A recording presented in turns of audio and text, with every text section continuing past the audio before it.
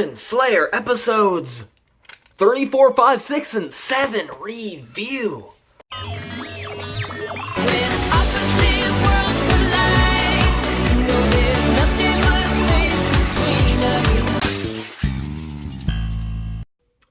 Okay, so we start off the first episode out of the billion I'm fucking reviewing right now, 3. We start off learning that there's just, like, a Demon Slayer organization. Like, the whole 2 episodes before this, I was assuming this was gonna be, like, fucking, you know, I thought fucking Tanjiro would be going on, like, this fucking very isolated solo adventure with just him and his sister on his back, going through fighting demons, but now there's just a whole fucking organization. Which is definitely not the direction I thought they were gonna take with it, but, I mean, I'm at episode 7, and so far, I like what they're doing with it, so I'm not complaining, and he ends up getting missions in later episodes. Like, I've gotten to him getting his first, 2 missions announced, and the way they do it's just kind of making the plot roll really smoothly, so I kinda dig it, man. But, then we just get, which I wasn't expecting, but I'm also happy about, we just get, like, a fucking 2 entire year montage. The montage pauses throughout the episode to give you more shit, and then it continues this sped up shit. But, basically, fucking Tanjiro is a wee baby, and he ain't ready to fight with the demons, bro, so he has to, like, get to be super beefy and shit so he can take people on. Which makes sense. So yeah, we get a ton of training, and, like, this whole time, his sister's just fucking comatose. She's just out. Just asleep for 2 fucking years. We learn later in one of these episodes that that's just because instead of eating humans, she's just sleeping a lot. I guess they both technically function to recharge her demon batteries.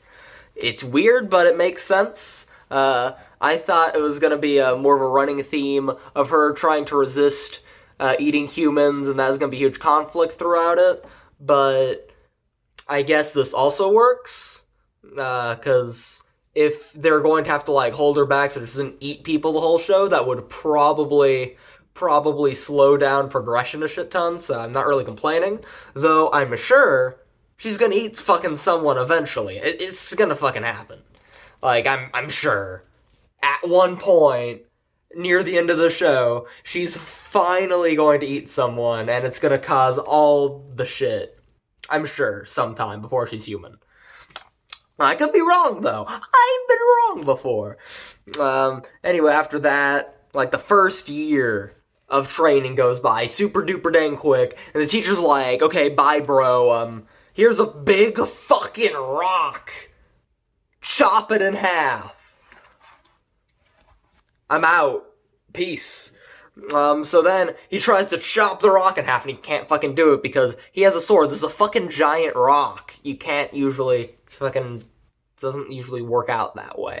So we get, like, 6 months of training, and he's like, shit, I can't cut a fucking rock. And then all of a sudden, we get 2 fucking ghosty goo motherfuckers busting in there that are like, hey, you piece of shit, you can't cut this fucking rock. Guess who cut this fucking rock? I cut this fucking rock. And he has, like, orange hair, and he's like a dick, and he just comes up and cuts at frickin' Tanjiro with a wood sword, and he's like, fucking fight me, bro! And then fucking Tanjiro's like, bitch, I'm gonna! And then they fucking fight, and then even though Tanjiro has a fucking actual sword, and Orange Hair McGee's using a frickin' wooden sword, Orange Hair McGee just whoops him, and he does this cool thing, this is like a super cool fight scene, where he, like, goes up, and he, like, uppercuts him with the frickin' sword, like, right in the jaw. It's so cool.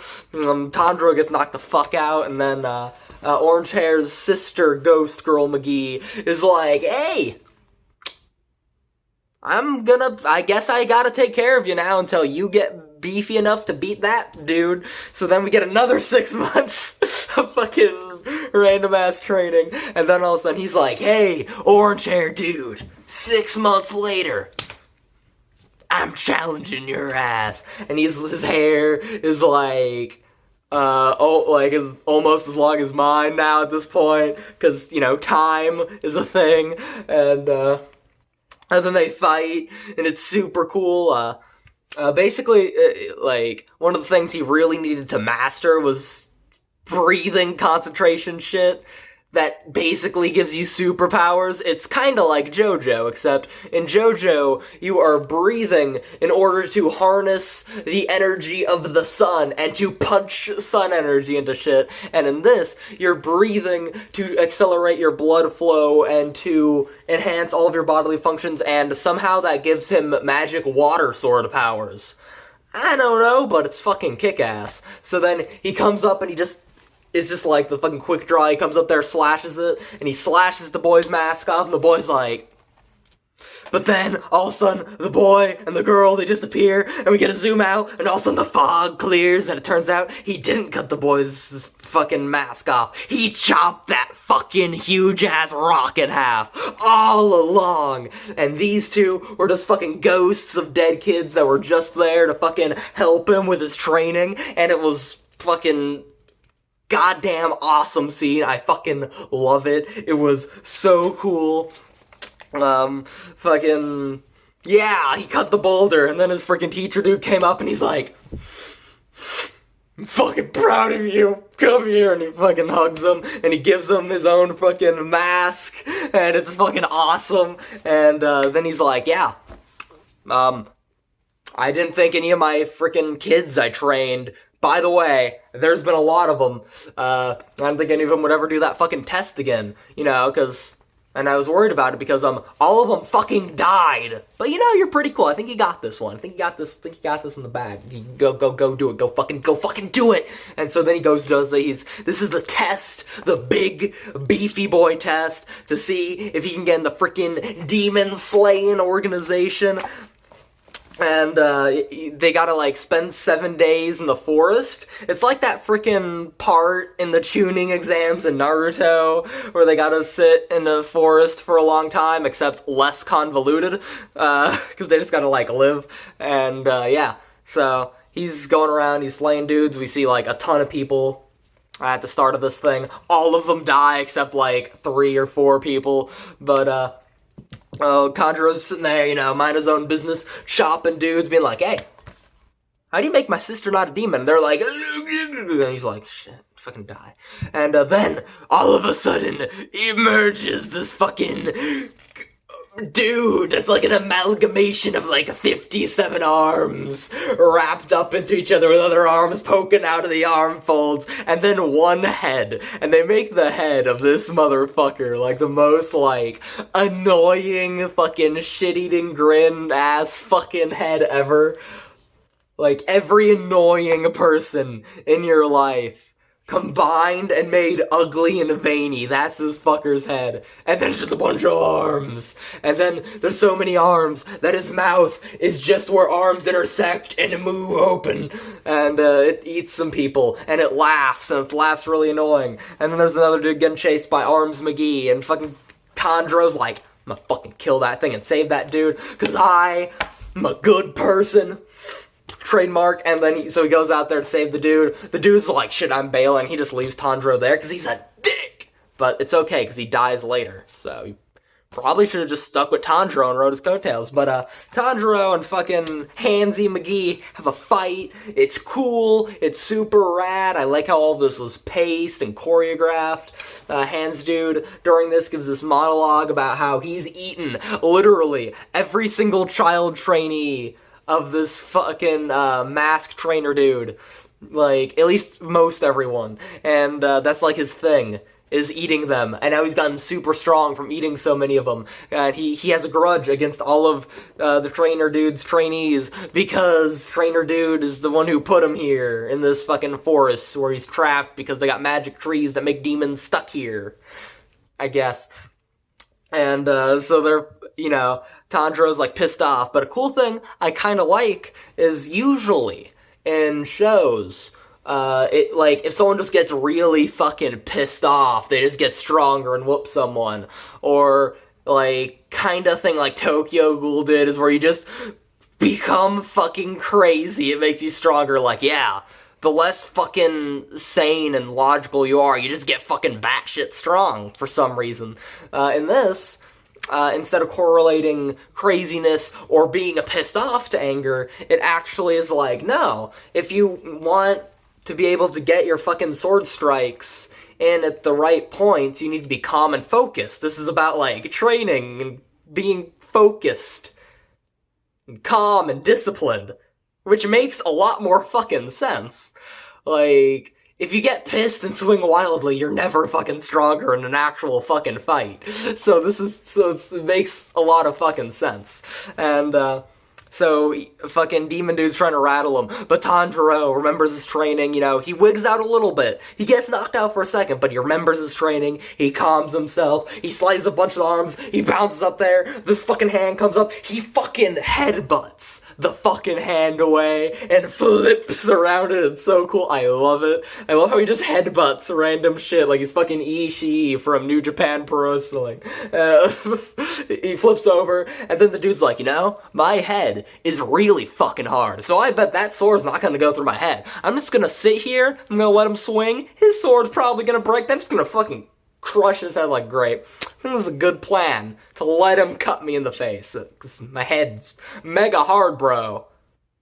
He gets his fucking head decapitated. It's pretty cool. Then they have this nice scene where it's like, he's remembering when he was human and it's emotional and he has been a demon so long, he doesn't even remember what these memories are from. Fucking Tanjiro just, like, senses how this dude feels because he can smell his emotions.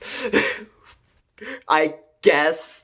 And he, like, holds his hand as he disintegrates. It was a cool scene. And just that shit. And he passes the test. They fast forward through the rest of it, which I like, because we got the cool thing of this fucking 7 days. I don't need the rest of the shit. Just fucking fast forward, dude. Which they do. Thank you, show. I fucking love you. And we get it, like, 3, maybe 4 people fucking lived. And you get the fucking girls that were given the test and they're like, yeah, you passed. Have some crows! And they just get crows. And they're like, these crows will give you your missions. And the crows are just like, I'm a freaking bird. And there's just, like, one timid dude. This is the fucking most woke dude in the whole fucking show. I fucking love him. He's like, this is what any fucking millennial or Gen Z dude would be in this fucking situation. He's sitting there. He's like, yeah, I mean, after that test, we're just gonna fucking die. Like, we're just fucking gonna die doing this shit sometime. And he's like, and you know, when they're getting the bird, he's like, I mean, okay, I mean, I guess it doesn't really matter, I'm probably gonna die soon anyway. And when they're making him pick the material for the sword, he's like, I mean, it doesn't really matter what I choose, I'm probably not gonna live very long. Which is the only smart reaction to this. Like, this is a career with a short shelf life for the fucking coworkers, you know. So at least he's the only smart person in the show. It's like, you know, I'm gonna do this, but I'm probably gonna fucking die soon. I love him. And he doesn't even get a crow. He gets like a fucking, like, tiny fucking, I don't even remember what bird it was, but he gets like a tiny fucking Tweety bird instead of a crow, and I love it. There's some dude that's, like, just a jackass, and he's, like, bitching because he wants his sword now. And the fucking girls just ignore him and keep giving their rant. Eventually, like, grabs one of the girls to fucking shake him and, like, I want my sword now. I don't want to wait 14 days. Ship it faster, Amazon. And, then fucking Tanjiro's like, don't. And he's like, fucking make me don't. And then he fucking makes him don't. Because Tanjiro's a fucking badass, and I fucking love him. And he's also a good guy. So I love him. So then they gotta pick what ore they're gonna use to make their sword. And guess what our fucking boy Tanjiro does? He smells. Like he does for every problem in the universe. He smells out the right ore to use to make his sword. Then they make it. 14 days pass, he comes home, he freaking hugs his freaking trainer, who's also proud of him, so he makes him a big meal. His sister wakes up, And then they have a jolly good time. 14 days pass. He gets the sword. They're like, man, the sword's gonna change color to represent your personality. Oh shit, it's black. And he's like, is that a bad thing? You're acting like it's a bad thing. And they're like, maybe. And that's all we hear about that. It just is a color that doesn't happen a lot, so we don't know a lot about it. That's gonna be relevant sometime. It's gonna have some crazy special power, and it's gonna have some stupid Destiny shit about it, but I'm excited. So then, the Crow busts in there, guns a-blazing, and the Crow gods, and apparently the Crow can talk. We didn't mention that before, and the Crow's like, hey, you got your first mission. Come kill this demon. It's the show called Demon Slayer. You probably should have guessed this was where it was headed. So then he goes out to this town. There's girls disappearing. We just had this random fucking boy have his fucking fiancé just disappear next to him. And because of that, his girlfriend, fiancé's dad, like, brutally beat the shit out of him. Which really sucks. So then he goes in there, goes in the town, he's like, hey, dude, show me where it happened. So the traumatized boyfriend shows him where it happens, and he's like, okay, you know what I'm gonna do? I'm gonna fucking smell that demon out. And it works, because that's just, again, if he can't cut something or smell it, then this guy's gonna be fucked. So this is pretty much the only career option this kid could have had at this point. Then again, I guess he was a good coal salesman at the beginning. So, never mind. This kid's just gonna succeed no matter where he goes in life. But, he fucking tracks down the demon by smelling it. The demon just, like, teleports in pools of black demon goo. He kidnaps a girl. Fucking Tanjiro just smells where he is. Even though he's fucking invisible, he's like, I can smell you so good. I know you're right here. Then he stabs there. And then the demon goo explodes everywhere. And the dude's like, and he fucking reaches in the demon goo and rips the girl out. And he's like, I'm gonna fight you, bitch. And then he fights the demon. And they're fighting. And the demon, like, splits into 3 demons, and all 3 of the demons are bouncing out of the demon goo trying to get him, and then all of a sudden, it looks like the demon's about to get him from behind, and inside the frickin' basket thing, backpack, of the Banjo-Kazooie backpack he keeps his fucking sister Nezuko in, she just Yakuza kicks the door of it open, kicking into the dude's head, and the dude's head spins like 630 degrees, and he falls over, and he's like, fuck! So then Nezuko is also fighting them, but fucking our boy Tanjiro, he's like, no, I got a plan. You guard the fucking humans, because I can't really fight this guy well while I'm fucking dealing with other shit. So she is protecting the humans, and he's fighting, or she's protecting the humans and fighting one of the 3 demons this demon split into, and the other demons are just chilling in the demon goo, and fucking Tanjiro's like, dangerous black goo I know nothing about, I'ma jump in it. And that doesn't go bad for some reason. It works out exactly how he planned. So I guess he just smelled the goo and decided it was safe because it smelled safe. They don't say that, there's nothing suggesting that in the show, but he seems to make all his other decisions by smelling, so I'm just assuming he smelled it. So he jumps in there, it's like underwater. Basically, I guess. And he's in there and he sees all the clothes of the girls that were killed, and the 2 fucking demon dudes are like, hey, we're gonna beat you up, and they come in there to beat him up, and then he's like, actually, I can make a whirlpool! And he just does like a whirlpool slice. Which makes sense, because his fucking blade shit's all water-based, which really just makes me think of Tidus from Final Fantasy X. Which is pretty dang cool, because a Final Fantasy X is my favorite Final Fantasy game, so I'm happy. So he slices them up. Fucking Nezuko is beating the shit out of the frickin' demon dude, but then the demon dude gets a lucky shot and, like, stabs her in the face, and he's about to go again and get a fucking another shot on her right through the neck, but then also Tanjiro busts out of the water, swords ablazing, slices the dude up, and then he's like, tell me about, Muzan. And Muzan is, we learn in a flashback, is the name of the only demon that can make other demons. So apparently in the lore of the show, somehow there ended up being one dude that turned himself into a demon, and then that dude just had the power to make other people into demons after him, and he just walks around being like, you're infected, you're infected, you're infected, you got demon AIDS, you got demon AIDS, you got demon AIDS. It spreads like AIDS, because it's like blood shit. So he's like infecting everyone. He's infected more people than Abdallah the Butcher infected other wrestlers with hepatitis. By stabbing people with forks. So he's asking the demon about Muzan, and he's like, what the fuck is Muzan? Where is he? Tell me about Muzan. And the demon dude is like scared to talk about Muzan, because he like bullied him and was tortured him, and he's like, don't you fucking tell anyone. Don't, listen to me, don't you fucking tell anyone about who I am, where I'm from, what I'm doing. So he was like scared to even like talk about Muzan at all in any fashion. So that was a cool thing. This is totally just ended up being like a revenge story too, which I like. So, you know, he's like freaking out like, no, I won't tell you anything about Muzan. Don't make me tell you things about Muzan, because I'm not telling you things about Muzan. I'm gonna kill you. And then before he actually gets him, he's just like, bitch, Tanjiro, you're fucked.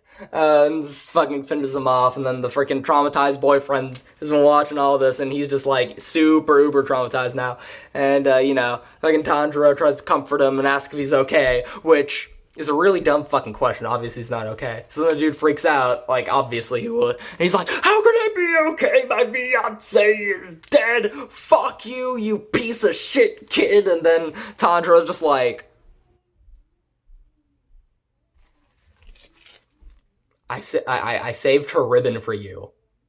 I saved you the last possible token you could have to remember her by, and risked my life to do it. Here you go. Have a nice day. And just like walks away, just being like fucking super nice, even though that dude just totally like snapped at him and was being ungrateful. And the dude feels bad. And then he like looks at Tanjiro's fucking grizzled man hands. He's like, he has grizzled man hands. Signs been through some shit. So then he's like, I'm sorry, bro. And then Tanjiro's like, nah, cool, bro. You know that girl you just saved that we kind of forgot about? You should probably, like, get her home or some shit. The sun's rising. Her parents are gonna be worried. And then he bails. And he's like, man, that's a job well done. Get some rest. This is gonna be cool. And then all of a sudden the fucking crow comes up and it's like, hey, you got another mission. And he's like, can I just go to fucking bed? And he's like, no. Nope. It's having a job in adulting. You just fucking work. You just work and you work. So he goes, and it turns out there's cities in the show. I just didn't think there was any cities in the show for some reason. But apparently, Tanjiro also didn't think there were cities in the show, because he, like, is like, what? I didn't know buildings were this big now. Cities are this advanced, oh shit. And he's, like, panicking at school, then he gets some food, but then all of a sudden, he's, like, smells something, and, he smells a scent that he smelled when his family was killed, which means it has to be Muzan, the fucking person who killed his family, obviously, and made his sister a demon. So he's like rushing through and shoving people out of the way, and he's like, I will never fucking forgive this Muzan, this piece of shit. He is here, I'm gonna fucking kill him. And then he sees him. He sees fucking Muzan, the big bad of this whole show, the main villain. He found him like way earlier than he was supposed to. This guy's like the end game of the show, but he found him early. It's like when you fucking find a Grand Dragon really early in disc 1 of Final Fantasy 9, and you're really not fucking supposed to be fighting that shit yet, but you're like, motherfucker, I'm gonna fight this fucking Grand Dragon. And so he goes up there, he's ready to fucking slice his shit. He looks at him. Muzan is like really fucking hot. And then all of a sudden, Muzan turns around. He's got a kid in his arms. He's a father. And then his wife comes up. He's a husband. And he has like a human wife and human kid. And that's like really fucking surprising because obvious reasons. So then fucking Tanjiro's just like, oh shit, he has a family. This is awkward. And he can't, like, fucking kill the fucker in front of his family, first of all. Even if he was strong enough to kill him. Which, I mean, yeah. So then, fucking... as I was wondering watching this, like, how fucking Muzan can really create that many demons so fast to supply enough demons to justify an entire demon-slaying organization, because I feel like if you only have one guy that could possibly make them, it's inherently flawed, because you're not gonna That means there shouldn't be a crazy amount going that are crazy strong that have been able to be around for so many years. But then we see him just go on a dude's neck, and the dude became a demon. So I liked that because he just casually, just like so fast that the only human that could even perceive it happened was Tanjiro. He just went like at a dude's neck, and the dude went full demon in a second. So if it's that easy for him to just casually do, if he could just poke you with his freaking long ass nail and infect you with demon shit and give you demon hepatitis D, the D's for demon. If he could just do that, then it makes sense there'd be so many pretty easily. So that was cool, and he does that, and now Tanjiro has to deal with fighting that demon, and him and his family can escape and can't do shit about it. And that's the end of the episode. And goddamn, I fucking love this show. I love everything about this show so far. I love Tanjiro. Nezuko is fucking adorable, and she just Masahiro Chodo Yakuza kicks fucking everything, and it's awesome. I love the fucking water shit, because it makes me think of Final Fantasy X. I like the lore we're getting of the story. I like the setup. I like all the characters we're getting. I am very confident I'm just gonna keep loving it in further episodes. I'm for sure as hell covering the rest of these fucking episodes. I'm gonna keep covering this shit as long as it's fucking airing, because I goddamn love it. Bye-bye! Thank you, wonderful humans, for watching this video. If you could please subscribe to this channel, like this video, leave a comment telling me how wonderful I am. Follow me on Twitter at FlashyJWEvans, and as always, this has been Hell and High Tales, and I am one of your lovely co-hosts, King of Games Champion, JW Alistar, telling you to have a dandy day.